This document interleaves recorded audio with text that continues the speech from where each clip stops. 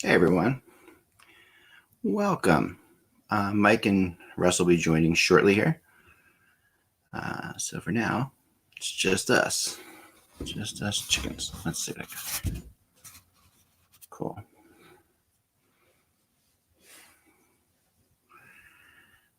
Yeah. So it's funny. Anybody else being tempted at all out there by the Stadium Series Avalanche jerseys? Everybody thinks they are terrible, right? But honestly, I don't know. I kind of love them. It's very strange. I just like them. Very weird.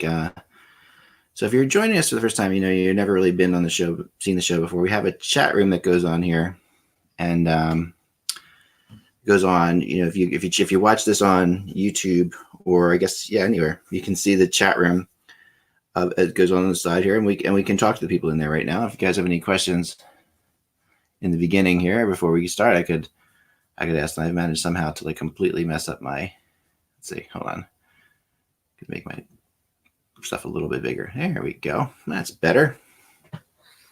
Ugly. Okay, so far we have everybody says they're terrible. I'm the only one, right? All right. Oh, thanks. Bardicus likes them. All right, so I'm actually from home. Yeah, believe it or not, this is my office. I'm rarely in my office these days because of what's been going on with my family, but I really appreciate it. And let's see, we got. Do you think Sabres will trade Reinhart? That's a really good question. I talked to a friend of mine today who's in Buffalo. And he's in Buffalo today. He's traveling around with the another team. But he is. I asked him about the Reinhart thing, and he doesn't have a feeling for it yet. I really have to get down to it though, because I think there's something to that. I think they might, and that's a horrible, terrible, cop out. But I think that they might. That's where I am right now, so I don't know. We'll see. Oh, you like my puck plaque back there? Thanks. Yeah, it's got every team on it, except it's funny. It's got it's like a different era, so it doesn't have there's no. Obviously, there's no Vegas team on there. There's no Winnipeg team on there. There is a Thrashers team on there, so that tells you sort of the era it is. The Nordiques are not on there, I don't think. All right, let's see what else we have. Questions. We can take some questions here while we're starting before Mike and Russ. Here's Russ. Hold on 1 second. Russ. Hey, Russ. How are you? How you doing? Good. So what was it that everybody didn't like, but you liked? That would be the Avalanche Stadium Series jerseys. I'm still I didn't love them. Still craving one of them. I want it. It's I'm a jersey guy, and I just feel like I have to have one. We'll wait until the day after. Yeah, if anyone doesn't know what they look like, we probably all do. But I'm definitely gonna wait till the day after. No questions asked there. But I think part of me wants to say, okay, what if I was to get a hat? Would a hat be better with just that logo? Yeah, the hat might be better. I mean, here's what I like when Colorado embraces its mountain parts to it. Right. I like when that I like the Bigfoot print on it. Of course, I'm a Bigfoot fan, but I like that, and I like that this is definitely there's a mountain aspect to this. Yeah, I like the actual logo is fine, but I don't like the whole thing. Yeah. The way they did it, I kind of agree. It's funny because I was on NHL.com looking at their stuff. It's all very expensive right now, but the Stadium Series ones it's definitely a little life hack for people out there. If you Stadium Series stuff goes down really fast. Yep. In price. I have an Islanders one from way back. But as bad as here's the thing. All right, I'm going to bring this up for a second. Here's the thing, because as bad as the whole. Let's see, where's this shot? Here it is. Shop. NHL.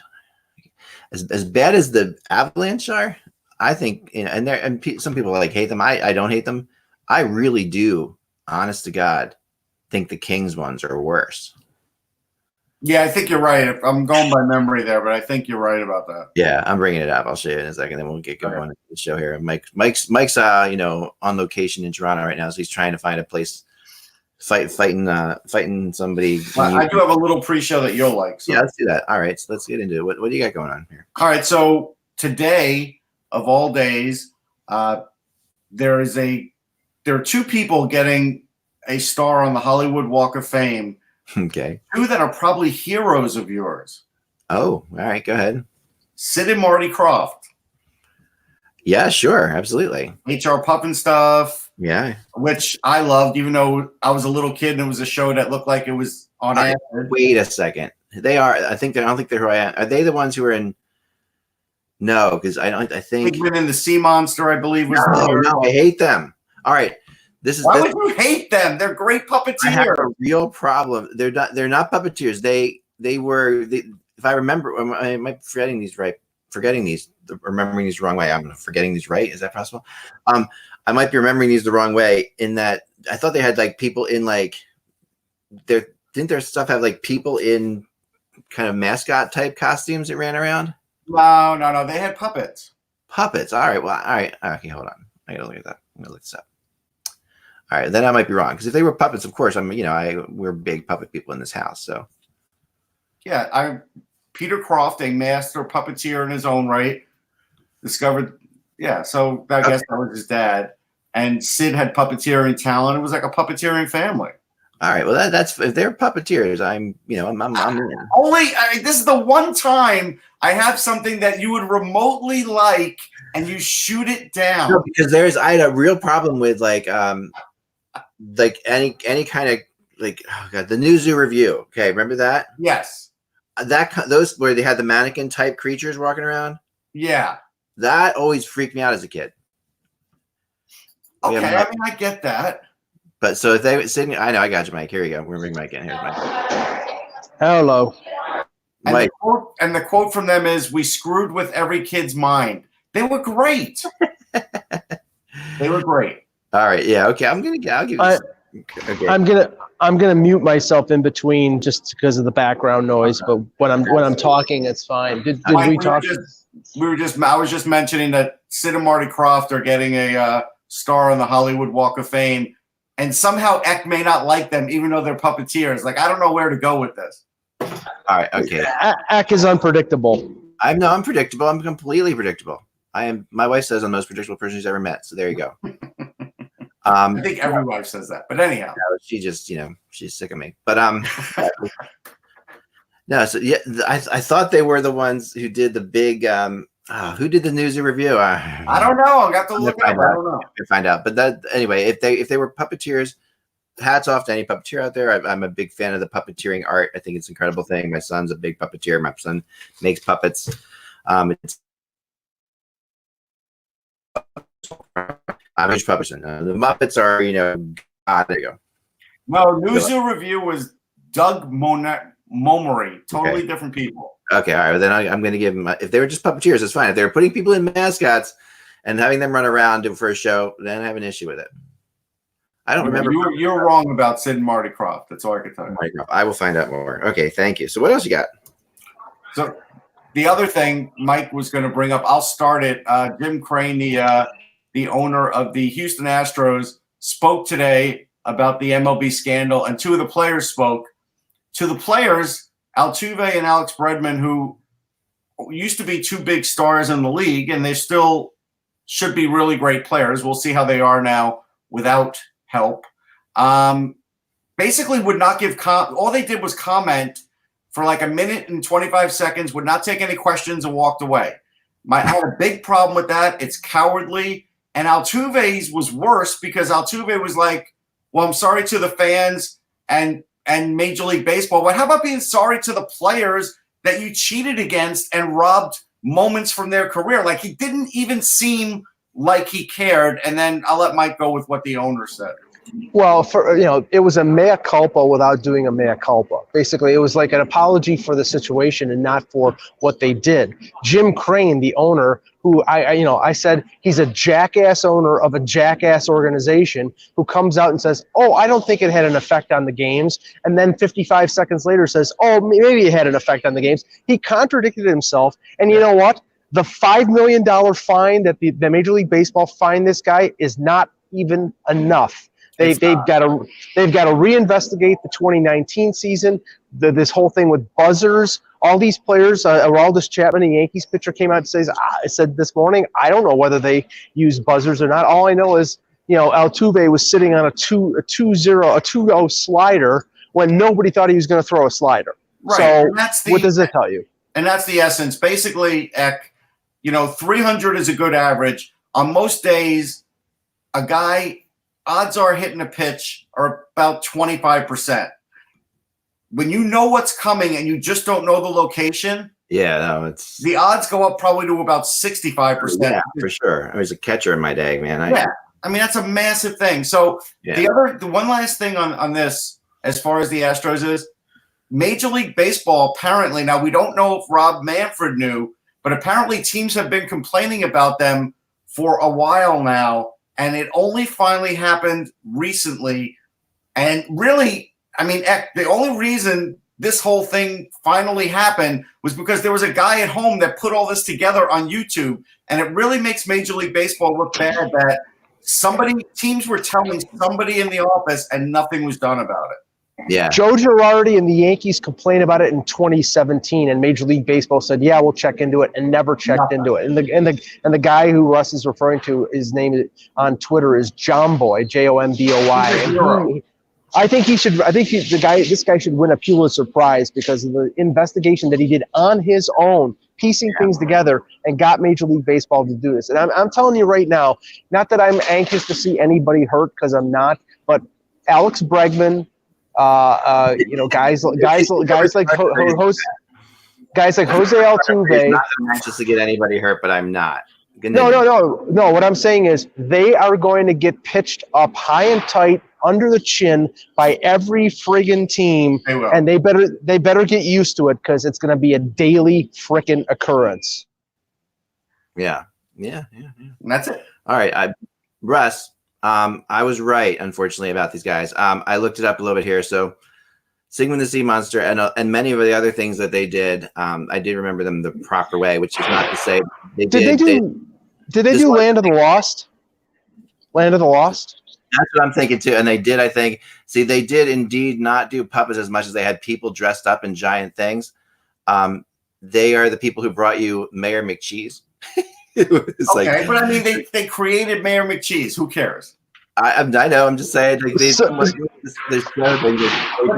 puppeteers at nature, and there were puppets on the show too. Well, they were mainly this kind of thing though, which was right. There was some of that, which were kind of like nightmarish to me. Like as a kid, like I remember feeling like I don't know. They were happy they screwed with kids' minds, but we all remember them. HR Puffin stuff was awesome. Yeah, no, but these aren't puppets. These are mascots. That guy is, but there were other puppets. The horse was certainly a puppet. That was not a person. Okay, it looks like a Guar concert. It really does look like they were doing a lot of acid when they did this. Like, yes, there's no question. We know nothing against that, but definitely was that era of I think that we're looking at something. I just can't believe you would not be happy about these guys, a family of puppeteers finally getting their due on the Hollywood Walk of Fame, and nope, it's not good enough for you. This is like not being pleased that the Edmonton Oilers won. Right. I'm very pleased they won, and they're 6 points up now of any playoff spot. I'm feeling really good about myself. All right, Terry in our chat room says the Seattle Sea Monsters would be a good name, and I kind of agree. Actually, that would be a great name. Pretty good name, like the Seattle Sea Monsters. I like that. I actually like that better than any of the other names I've heard recently. I'm with you. Maybe we should get out there, and I think they've already decided what they're doing. They have, because they would have to put in a trademark for this now, and it would take even longer. It's taking too long already. Yeah, like the designing of the logos and stuff like that's been going on for months, and hopefully they get it right. I mean, I kind of hope they take this. I do hope that they take the color scheme of Seattle, which I like. Like that Seattle, like the soccer team. Blue green. Team has that like bright neon green. Yeah. And that bright neon green, those soccer jerseys in Seattle are the most popular thing in the world. Like it should have some brown though to represent the Slugs. It should. when I visited Seattle. No, Russ. The brown is for the soot from Mount St. Helens. Yeah. All right, Terry agrees that this scared the hell out of him as a kid. I agree. All right, so yeah, they were memorable. That's the point. Yeah, for sure. Seattle's. I think we got something there. We'll move on, but I think we're going to be. I think they're going to be the Kraken. I really do. I think that's, or at least that's, if they're not the Kraken, they are definitely doing a misinformation thing to try to get people think they're going to be the Kraken. Right. Which is possible. All right, here we go. Today would be the 13th. Okay. Hello, Hockey World. It is Thursday, February 13th, 2020. I'm Michael Agello on location. Guess where? I'm Russ Cohen from Sportology. Can you stop moving, man? You're making me dizzy. There you go. And I'm Eklund. You're watching HockeyBuzzcast on HockeyBuzz.com. This is the podcast that comes to you every Monday through Friday at this time or times around this time and sometime in the afternoon to fill you in the comings and goings in the hockey world. And has anybody gotten any sort of an update on Bouwmeester? I was looking around for one. Yeah, the update is he's on the IR. He is getting testing. It was a mild heart condition. Yeah. You know, some are saying mild heart attack. I've not seen that in print, so I don't know. If your heart stops, I'd say that's not a mild heart condition. The Blues said it was a cardiac arrest. Okay, so it's a mild it was some sort of cardiac arrest. I mean, here's my take on it as far as I don't think they're rushing him back. Everybody's saying he's doing great, and that means he's doing great as a regular human coming back from a cardiac arrest. I mean, right, but they're not rushing him back on the ice. No, that might be good enough for the Democratic nominee because he had a heart attack and he could win the nomination, so it's good enough for him. Well, I'm not even going there. He did have. Do not represent the opinions of HockeyBuzz.com and or its writers. All right. So yes, that could, I guess, Mike. But I think that what we're looking at here is, I think we're okay. We do have a player safety thing that came down 2 hours ago. Did you see this? No. Yes, I retweeted it, and I just said because Zdeno Chara basically cross-checked Brendan Gallagher in the throat yesterday, and it was a $5,000 fine. And I said probably what most people are thinking. That's probably the best $5,000 that the Zdeno Chara has ever spent in his life, because Brendan Gallagher is a pain in the ass, and that I'm sure they're probably his teammates kicked in some of that money. Why don't they just blame Gallagher for being too short? I mean, that's what they're doing here. Oh yeah. No, I mean, really, it was exactly that. I agree with you, Russ. It was one of those things. I mean, it's ridiculous. Yeah, there's that's just where his stick is. He cannot there's no way he can get lower than he got, and it's just the way he is. I mean, if he had raised it to head level, he would have gone right past like a foot over Gallagher's head. So, but he went good, and so that's why it should have been more than $5,000. And this is. I mean, again, I don't even know what to make of the Department of Player Safety anymore. I think they should just lock the door. I do. Well, $5,000 is the max fine. So it was either that or it was a suspension, and they didn't think it was worthy of the suspension. Chalmers earned the suspension. He has gotten mildly dirty over the last couple of years. I think he deserves a suspension. Well, if you wanted a supporting deposition, you could have contacted Vegas and asked Max Pacioretty. Yeah. There you go. I've got big news, though. The big news is the Detroit Red Wings have been officially eliminated from the President's Trophy contention. For those wondering if the Red Wings could finish with the best record overall in the NHL, they cannot officially as of today. Not that that's a big deal, but did you guys catch the Henrik and Daniel Sedin? I caught a little bit of the Kevin Bieksa act. It was funny. There's no way I was sitting through the whole thing. I think the guys are worthy. I've always liked them. I interviewed them both at the All-Star game in Ottawa, and it was fun. They were great for the sport. I always thought they were great for that market. People loved them. The media loved them. Totally deserving. Two future Hall of Famers. But I still wasn't sitting through that whole thing. Yeah.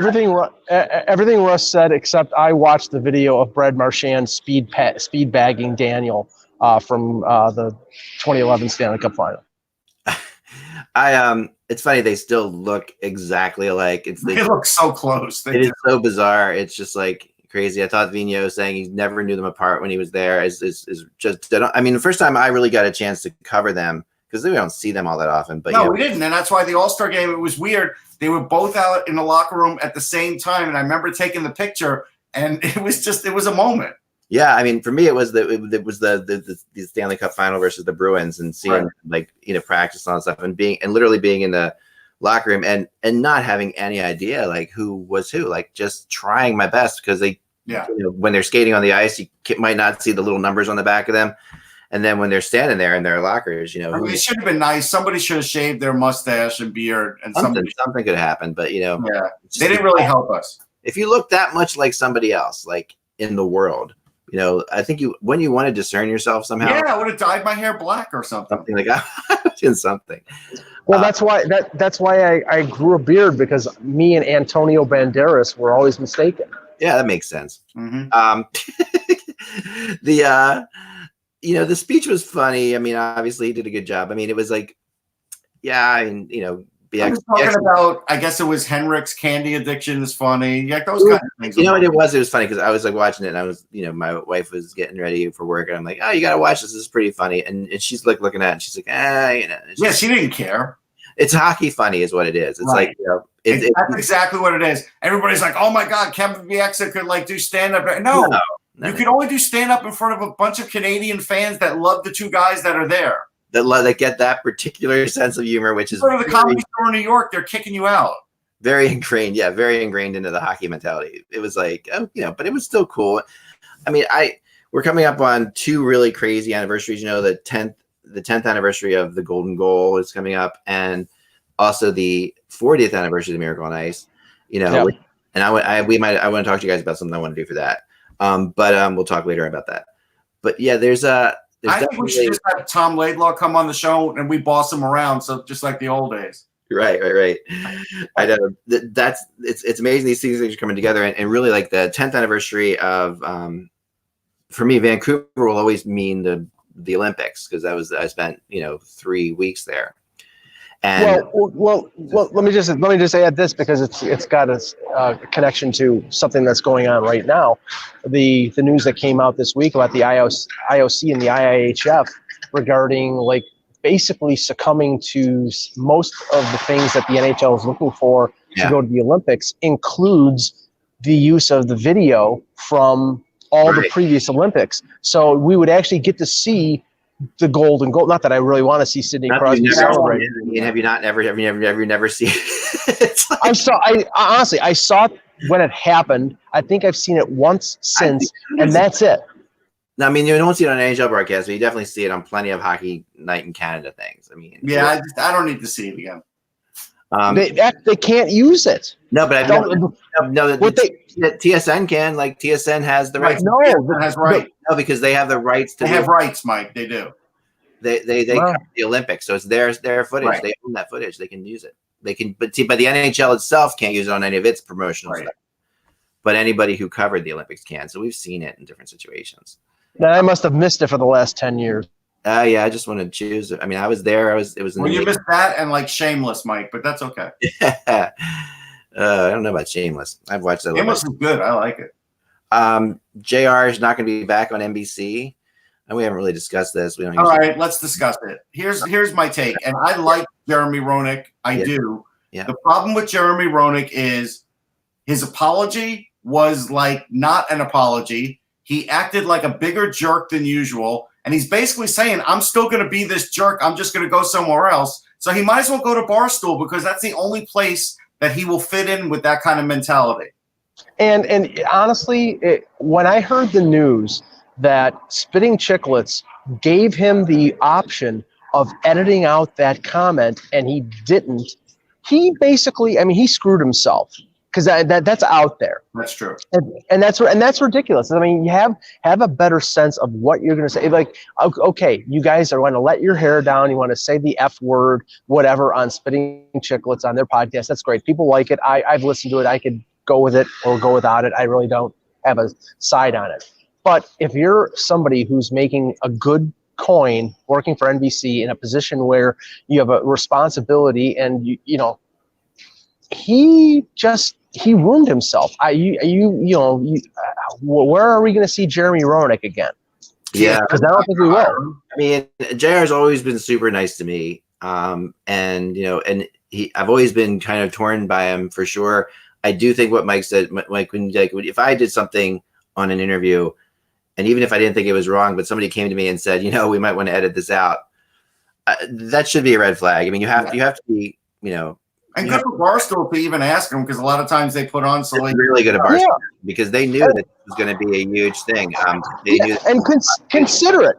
It's Barstool. It's Spitting Chicklets, and they're the ones coming to him saying, "This might be trouble, Jeremy." Right. Think about that. That's true. I mean, that definitely is. It's kind of surprising. Definitely surprising. He should not have made that video. That video now will stop him from getting other jobs too. Yeah, and he contacted the people at NBC, and he said they were all fine with it, and they were all, they accepted his apology, and they know it's JR being JR. But sometimes you can't use that excuse of you being you. No, you can't. In this situation, you cannot do it because you dragged somebody in unwillingly into the conversation. You probably, it was problematic in a bunch of different ways. So you couldn't handle it like that. No. Yeah, no, and and we just saw what happened. Like someone said in the chat room, Don Cherry. We're in this era right now. You got to be a little bit more careful about this kind of stuff. And it's just like, and then there will be people who will take the other side of it, which I'm not taking. The other side that's out there is the other side of it is okay. Well, the NHL has a lot of boring people involved in it. Like a lot of people who are. Who aren't interesting, and JR, is interesting at least. I always thought that JR was I always thought the problem with JR, and I've said this right to him, that you are playing JR. You're not being yourself. Like JR, right? And JR on his own is actually really smart, funny, and generally endearing. No, you're right. Like I felt like the wrestling the alligator story. He was only doing that for attention. That really wasn't him. Yeah, and he doesn't. It's really, and he's not that way. Like he's not like you've hung out with him. It's just he's not. He's a good guy, but this was stupid. But for some reason, because he's on television, he feels like he's got to be bigger than life. Yeah. Well, that could be NBC telling him that's what they wanted to do, is be that sort of. I've talked to I don't think so. I really don't. I've talked to other people on that work on that show who live in this area. And no, I don't think that that's what NBC is telling them to do. I think that that's really more or less exactly what, he thinks that he has to be. Like he thinks I have to be this outlandish, and he can be, but subtly. It doesn't take a lot to be outlandish in hockey. Okay. This is a sport where we have a lot of people who are very, vanilla. And if you can be a little bit outlandish, you're fine. I mean, look at HockeyBuzz. Like I'm not crazy or anything like that, but people think I'm nuts, and I'm not outlandish at all. Like you guys think I'm nuts, but I'm so boring and conservative. But the issue here, Eck, is there's one thing to be like a little bombastic and interesting. The subject matter of this, they don't want on the air. Let's be real. No, that's exactly it. No, and especially smart enough to know that, right? Especially in the Me Too realm and everything that's going on right now, you don't want somebody going out and saying what he said about a coworker, even though the coworker came out afterward and said, "No." But you know what? I don't believe that for a minute. She was doing that to save face, and it gets very uncomfortable for somebody in that position when you are really bad position to put her in, honestly. Correct. I mean, because there's if you're a woman in this, and we have lots of friends who are women in this business. It's the natural thing is you want to be cool, with everybody, right. And you're the cool woman who's like, okay, I can hang out with a guy, smoke a cigar, that kind of thing. And there's a lot of that's really a bad spot to put them in. And it's not fair at all. I think that's really what it really comes down to. No, I agree. I really do. All right, so a little bit of rumor world. Let's get to rumor world today. Sammy Vatanen. Okay, so this is we've heard it all. It's all out there. There's inner turmoil about what to do with Sammy Vatanen. They want him to come back. They want to keep him, but he's a UFA. Can they sign him? Can they get him to come back at the end of the year? All that stuff, typical stuff. Now today he doesn't take the morning skate with his team, which is something that he usually does. And he has been doing this, and it's not like other star players. They were all out there. Hershier, all the guys, they were out there for the morning skate, but he wasn't. And yesterday, word was that a lot of that Montreal had contacted them basically, and there's something there, and it's we've talked about this before. Montreal should not be a buyer, but yeah, why would they? They're out of the playoff. They're 6 points out of the playoffs right now, right? So they but this is Montreal. This is not a team that it's almost impossible in that team's mentality to sell. They are. I can't remember many times when the Canadians have ever been a seller, even when they've been terrible. They're really. Can you think of them being hardcore sellers?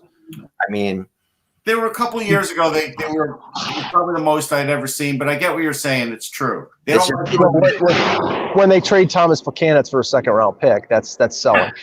But this is the problem. Okay, unless Mark deadline day, Mike, that was they're going to take this. I know. And I know some people are saying he's injured, and that's out there. I get that. Funky says that Vatanen's injured. I've heard mixed stuff on that. Okay, he is injured, every player is injured right now. He might be, but we'll see. Let me just say this about Montreal. The only way it would make sense for Marc Bergevin to do a deal like that is if he's been negotiating with Vatanen's agent on an extension. You do not trade for him if he's a rental, especially when you're a team that has lost their best defenseman and are not a playoff team. So that would be just idiotic, and I don't think Bergevin's doing that. And it was funny because a source told me, who talked to me about this, said, okay, here's the thing, if we trade it, if New Jersey trades him to, say, St. Louis, and the Blues are going to have a good playoff run, they've got a chance to win a Stanley Cup again, and then it's really hard to get him to leave there because he likes it. They might want to keep him, but who knows how that plays out, right? We trade him to Montreal, they might not even make the playoffs. We can get something for that. He has a short run. We have a better chance of bringing him back here. But the problem with that thinking is Montreal has a really solid group of Finnish players, and I think that bringing him into Montreal, could really be the kind of thing where he just might want to stay. He might really hook on well with a lot of the other Finnish players in Montreal. So I think it's risky, no matter what you do, to try to, if you really are dead set on bringing him back, if he's a part of your future, because what I keep hearing, what I read about yesterday is the Devils, if thinking they could move these guys that they have available, but with the exception of Simmons, who's he's a movable player, but with the other guys, like Vatanen, or just Coleman and these other guys they have there, they move those players out for rentals. Their rebuild is set back a couple. Yeah, I don't think Coleman's going anywhere. We know that Palmieri's not going anywhere. We know Green's not going anywhere, whether he resigns or not. So really, they're probably only trading two guys, most likely two guys. Yeah, and probably Simmons, although that's going to be very specific. I don't even think he's going. It would be hard to trade him because remember how hard it was to trade him last year, and he was definitely a better player last year. But the Vatanen, by trading that way Vatanen, you are trading away. You are setting your rebuild back. If you can sign him, there's no question. Keep him because you're not going to be able to. But it's all a question of whether whether Tom Fitzgerald and Devils management have talked to Vatanen's agent about an extension. If they have, and say he's asking for, and remember, there are not a ton of defensemen out there in this market coming up this summer, and he's probably going to ask. He's a right-hand defenseman. He's, I believe, 28 years old. He's going to be asking for $6 million, and they've got a $9 million anchor around their neck in PK Subban right now. So. I don't know whether they're going to spend that kind of money to re-sign Vatanen. Yeah. Are they playing hockey in the background there, Mike? It sounds like you're at a hockey rink. It's very bizarre. All right. Well, they're setting up tables for the going through the metal scanner. I got it. It sounds like a morning skate, exactly like a morning skate. It does actually sound morning skate-ish. So the makeup game between the Blues and the Ducks will be a full 60-minute game, but it'll start at 1-1. So count from the 5 minutes and 40 seconds total on ice that like Bouwmeester, who played 5 minutes and 34 seconds. This is going to enable some players to play more minutes than they've ever played in an NHL season if they played the entire year, right? This is because how long did this game go? Was it the first period? 5 minutes in the first period. No, because it says Bouwmeester will be credited with 5 minutes and 34 seconds on ice. Oh, so it was somewhere maybe midway in the first period. So I'm thinking that he wasn't out there the entire first. No. Yeah, I don't know. Yeah, if he was, then the reason why he had a heart attack. Right. Yeah, for sure. He did play a lot in the time. He did come off a big shift. I heard about these things that people were talking about today. So anyway, I don't know. More talk that I've heard, more talk that sounds like Kreider is getting closer and closer to signing with the Rangers. At least the Rangers. That's a good thing if that's the case, because like I said, if he signs, I make him captain next year. Yeah, totally. I mean, he's the perfect captain for that team. Yes. And, he enables you to really be strong for a while. I mean, that gives you one. It never made sense to me why they didn't have this big contract talk before that, a week or two ago. But like Mike said, I guess they were trying to make a point. Yeah, I think you're probably right. In Philadelphia, there was a little bit of talk that, the Flyers, I mean, this is not a big deal, but the Canucks, the retirement last night, they wanted the Blackhawks to be the team that he was facing. They were facing for some reason, because there was the big rivalry at Dorian Sedin, and there was some moments where the Canucks, obviously they were the reason maybe that Vancouver didn't win a Stanley Cup in that era. Mm-hmm. But some people were saying who else could it have been, and a lot of people thought it could have been Philadelphia because of Alain Vigneault, which I thought was interesting actually, because Vigneault's connection, you do connect Vigneault to those teams. Yeah. But they screwed with the Flyers schedule enough this year that they couldn't really do that to them too, I think it would have been apt if it was Boston or Edmonton, because then Milan Lucic could insult his hometown again. Right, because if it were Boston, Brad Marchand would have walked up to both of them, put out his hand, and then pulled it back, and looked like an idiot. Like Lucy with the football. Right. Oh man. All right, so here we go. Let me just make a quick point about another ceremony, and I've been to a few of these. The Sabres, with their 50th anniversary, have done 70s night and 80s night and 90s night, and I think tonight against Columbus they're doing the 2000s night. And this is my problem. You would think that an organization that was considerate of their history would make sure that the key players in that history. Mike's going to talk about the key players in the Buffalo Sabres. Well, that's a great point, Mike. We appreciate it. Key players in the Buffalo Sabres 2000 years are hard. Indeed. He's basically going to say, look, Gilbert Perreault wasn't at the last one. Nobody knows why. I have not been able to find out why. Yeah. So I get his point, but sometimes guys can't make it. Yeah, they just can't. And it is a shame. Mike's back. We appreciate Mike bringing up that point. We do. No, okay, yeah. For 70s night, Gilbert Perreault was not there. Right. For 90s night, for 80s night, they got the jerseys wrong. They got the spelling of some players' names wrong. For 90s, and they had the wrong jerseys. It's like they ordered them from China or something like that. For 90s night, no Hasek, no McGillney, and obviously no LaFontaine. And now for 2000s night, no Chris Drury. Give me a friggin' break. So let's hold on. It's not just them, I mean, they've got to get these players. Hold on. Chris Drury. These are the key players. But you don't think they invited Chris Drury? But Chris Drury has a job with the Rangers. For one thing, he's the assistant general manager, and he's in charge of Hartford. I just saw him scouting last week. He's big. This is the busy time of the year for them. So put off 2000s night until after the deadline. He's one of the most important guys. Briere is there. Yeah. A few, I'm saying, Ryan Miller was just in town with the Anaheim Ducks. Why not do it that night? Right, but tonight they should have done it. No questions asked. The difference with Briere is Briere's not out there scouting and Drury is. Right. Briere's working for the Maine Mariners. Yes. Now the Leafs have put Hutchinson on waivers today. No shock of anybody. And Frederick Anderson will start tonight against Dallas. And this is the ironic thing. This is obviously something that was planned. The deal that they made with LA, the money was a complete wash. With the demotion of Hutchinson, the money in and money out was exactly the same. Huh. That is interesting. That's a good. I mean, that's a great move. Then it's a great. No-brainer move. Yeah, I know. But that's a reflection of that they don't have any cap space now.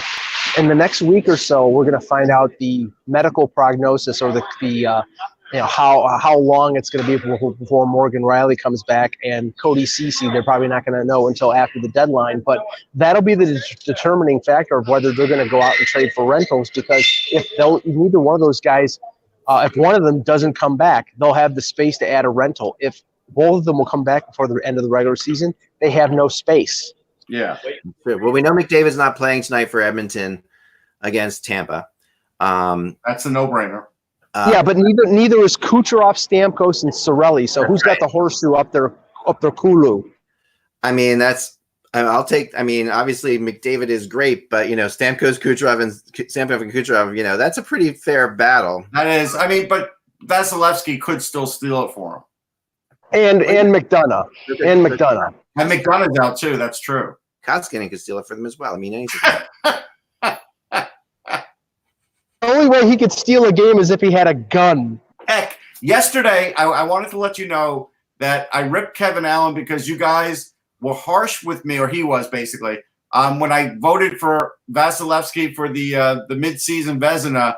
How's he playing now? Yeah, no, I mean now like one game. Well, no, I mean Tampa it was ridiculous right now. They're back on their last year pace, and it's nuts how quickly they've risen in that division. Yeah. I mean, it's just it's just a battle of 1 versus 2, setting it up beautifully for another Boston-Toronto first-round playoff series, which is inevitably happening. So that's where it's going to happen. So that's what we're looking at. Bruins in 7 is as predictable as Jews eating Chinese food on Christmas Day. Bruins in 7, and get me an egg roll. How about Markstrom last night too? By the way, before that was really mentioned last night. So he has, talking from goalies, he stops 49 shots in that game. Chicago does lose that game, but Chicago is all over Vancouver in that game. Offensively, but they can't hold a lead ever. They couldn't get a lead. I mean, they could. I mean, right, they couldn't. Too. It was a 49 save shutout, which is the most saves of any Vancouver goalie ever in a shutout. When are you going to admit that Chicago is cooked? Because they are cooked. I'm not. Mark Lazarus in The Athletic yesterday wrote a piece about whether the Blackhawks are going to be buyers or sellers, and everybody thought because they were 4 points out of a wild card that they would be buyers. But now, after losing 2 games in a row to Edmonton and Vancouver, I think he's going to use that $11 million to sort of take on bad contracts and maybe get some young assets. They're not going to be buyers because they're not realistic in terms of. Or take on somebody that has term for next year. If you take on someone that has term for next year, then maybe that makes you get someone with like 3 years on it, and you got to take another player to eat that for this year. Then yes, I would do that. Well, I mean, but that problem is I don't think they want to take on term. I think they would take on money this year because remember, Seabrook might be back next year. Yeah.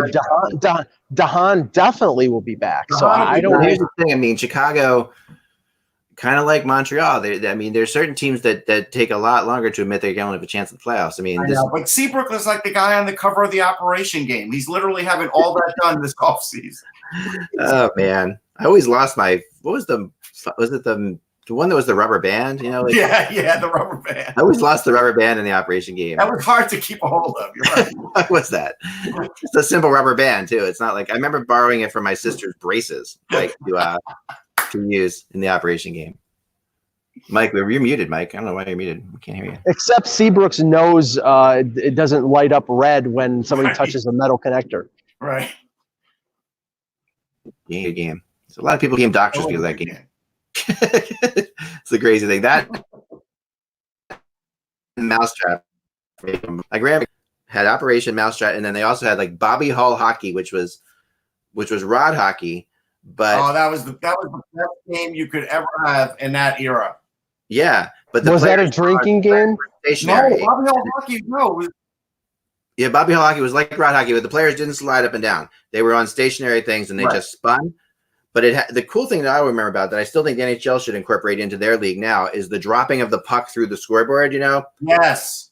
I want to see the NHL do that. I want to see a big thing, like a big ramp that comes down like this. Yep. Where the puck goes down the ramp and then drops through the scoreboard every game. That's what I want to see. No, That's I want to see the NHL do face-offs like we used to do in street hockey, where it was 1, 2, 3 with the sticks, and then do that. Just eliminate the drop of the puck. Although, Eck, it was exciting when the USA Hockey came out and the puck came out through the bottom and it popped up. Remember that? Oh we should load that and do that now too. We should do a history of road hockey at some point because I'm a big fan of that. There was a road hockey game where you could actually flick the player's sticks too. They slid up and down, but there was a flicking thing where the player's sticks would actually not just spin but go like this if you flicked them. I don't remember. Yes, they had like a split sort of thing that they sat on. You're right. Yeah, you could lift the puck. Yep. And that was pretty crazy. That was really good too. I mean, that was really good. Yeah, that's great. That's really great. All right, got to get Tank Nation together here. 1 second. Okay. So we can do the draft. You guys have anything else while I'm doing this? Well, I'm looking. I mean, look, I think there's no doubt in my mind that Chicago's out of it. If they buy anything, they're nuts. They really are. I don't think their fans are going to really be that upset when they say, "Oh, you know what? It didn't work out." I think their fans got excited for a few weeks. And then, things fell a little flat since then. So I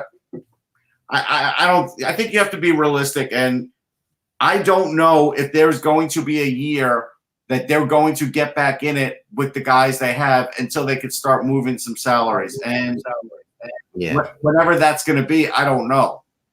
I do think that the Bouwmeester situation is going to change the focus of Doug Armstrong before the deadline. He was out there supposedly looking at Kreider.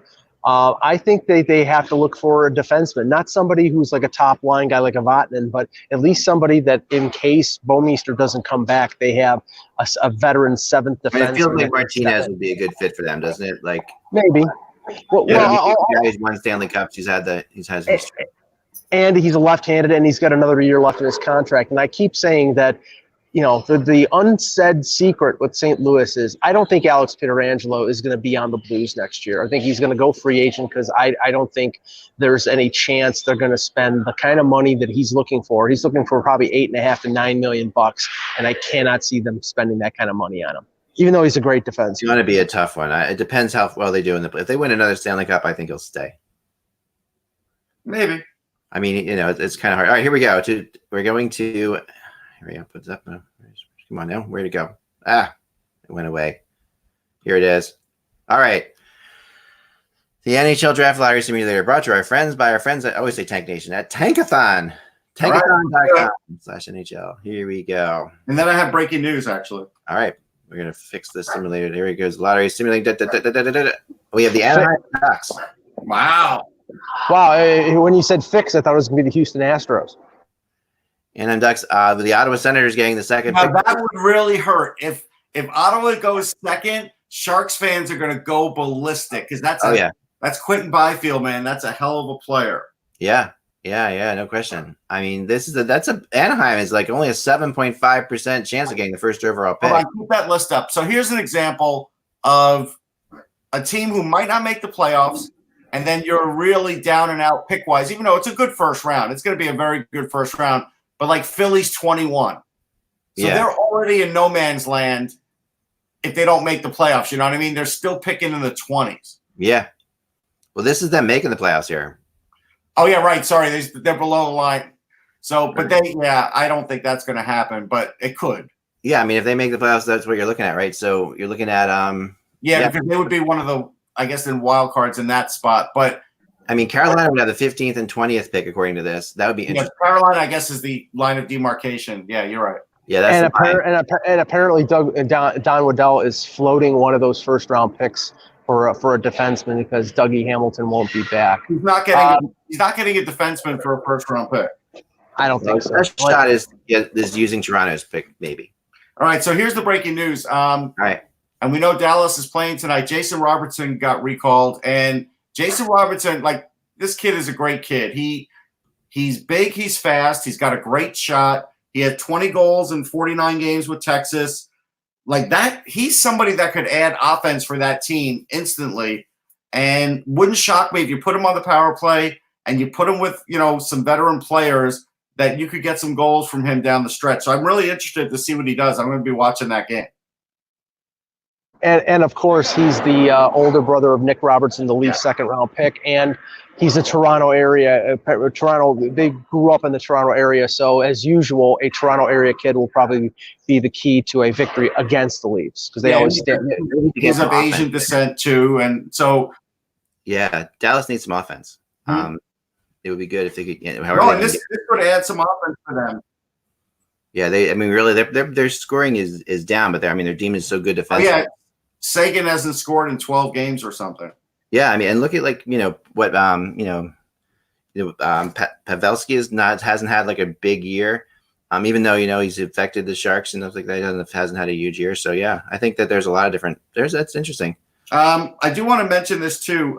So I guess last night, Brian Burke's daughter Molly asked Brian if he ever accidentally left the Sedins behind at the Vancouver Aquarium. So apparently there's a story there, and his answer. And Katie said, "Fun fact: my dad left our birthday celebration to make this trade." About the Sedins. At the time, I said something like, "How will you remember this decision?" Fondly, it turns out. But also, Brian then answered back, "The Sedins played 2,600 NHL games and never complained. My kids, on the other hand." I love that he's taking crap from his kids on social media. It's just beautiful. About this too is there are some certain guys that are absolutely family first guys, and Burke is one of them. Yeah. This is Burke hard. There's a lot of GMs that definitely have missed a lot of things, and a lot of people in hockey have missed a lot of things. But Burke is not one of them. He's one of the guys who absolutely is there for everybody all the time. And takes a big sense of pride in separating out things, compartmentalizing hockey from family. Also, Eck, I want to get your opinion. The other day, Nick Kyprios had this post where he's like, sources say, Shea Weber could be really hurt. And, that he made it seem like it was worse. Like he said, has his season likely over and his future in question, right? And the first thing I had told Mike was, it's way too soon to put a post like that up when the guy literally just got hurt. And then the next day, they're saying 4 to 6 weeks. Now, look, I get it. And after that report came out, Kyprios said, I stick by my story. Well, Nick, you have nothing to lose because you already got it wrong. So you're hoping that eventually you're right.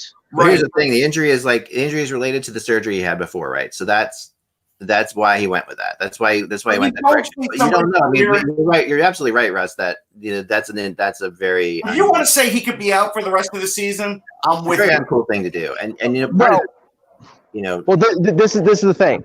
He might be right in this sense. The Canadians may be so far out of it at the end of the 4 to 6 weeks that they say, you know what, you're too valuable to us. Shut it down for the rest of the year and come back next right, September. But his career won't be different though. That's right. Very different. That's the part that got to me. Yeah, just don't threaten the guy's career yet. He's not. It's my rumors of my death are exaggerated type thing. Yeah, it's and his future in question is the quote, and it's I felt like that was too strong, and he really should have corrected it on the back end. And look, Montreal has a history of hiding injuries. We saw Carey Price skating for weeks and never playing again, and even we were making fun of it after a while, just watching these videos, and we knew he was never coming back. Yeah.